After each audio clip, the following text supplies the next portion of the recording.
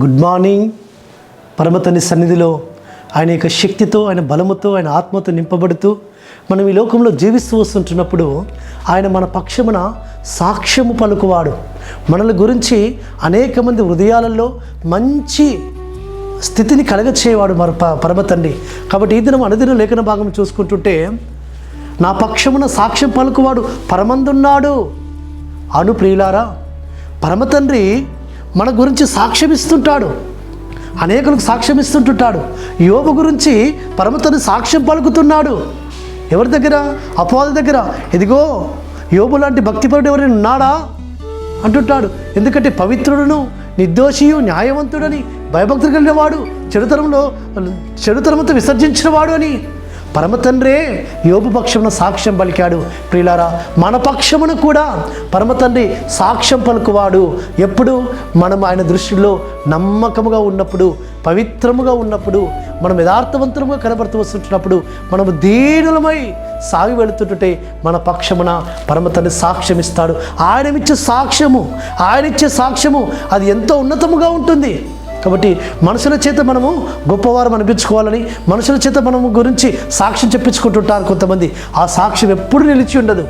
పరమతండ్రి ఇచ్చే సాక్ష్యము, పరమతండ్రి అనేక మంది హృదయాలలో మన గురించి మంచి స్థానము కల్పించి, మంచి ఒక గౌరవమైన స్థితిలో మనల్ని ఉంచాలి అంటే మనము పరమతండ్రి దృష్టికి మనం నిర్దోషముగా కనబడాలి. మనము ఆయన దృష్టికి పవిత్రముగా కనబడాలి. మనము ఆయన దృష్టికి యథార్థవంతులంగా న్యాయంగా కనబడాలి. అప్పుడు పరమతండ్రి మన గురించి సాక్ష్యం ఇస్తాడు, ఇతరుల నోట సాక్ష్యం ఇప్పిస్తాడు.